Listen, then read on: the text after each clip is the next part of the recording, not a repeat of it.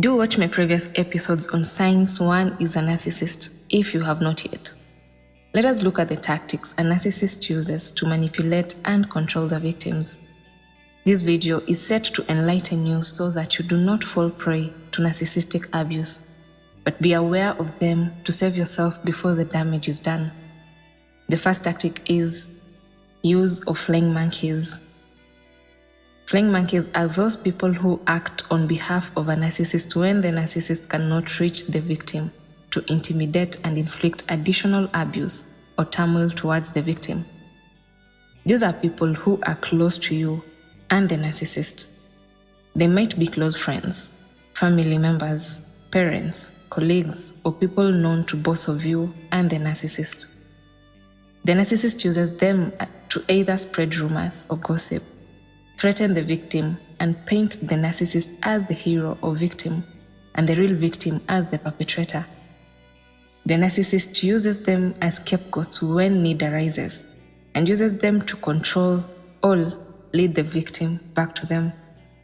This triggers feelings of hopelessness, despair, dismay, and confusion on the victims.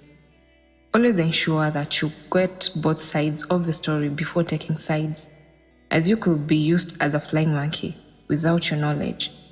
If you find yourself being victim to the flying monkey tactic, stick by your truth and ground, as they are used to disarm or make one believe that they are the ones on the wrong even when that is not the case. Second, love bombing. This is when the narcissist gives too much love too soon. They give lots of compliments and gifts too early or in a way that feels rushed to their victims, and they pretend to be so smitten by and so in love with the other person, when in the real sense, they are thinking of how they will use them to gain something they want from them. They do this with no guilt or remorse. The victim might feel overwhelmed with all this, and sometimes one can read this as the narcissist being so in love with them. Well, it's not the case.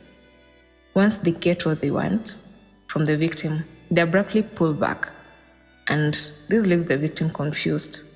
Narcissists use this tactic to stabilize their victims and get them to slowly get used to the abuse and being normal.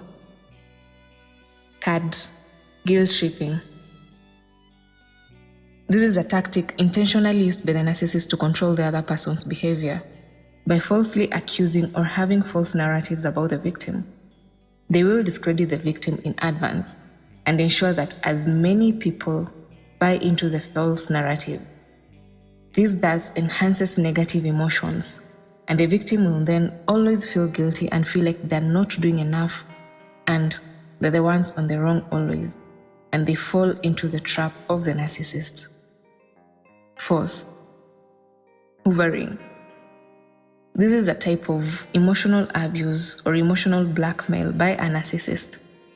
They do this when they see the person they used to control is breaking free or moving away or is moving on with life after a moment of separation. They use this tactic to suck their victims back into the relationship. They do this through promising to change and stop behaving in certain ways or be better.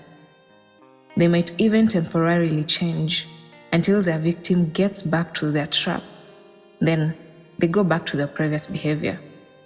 This is because narcissists always love being adored, and they always bank on sucking back the person they decide is still vulnerable to them. Catch me next week in my next episode, as I will be sharing more on the tactics narcissists use to control their victims. So long.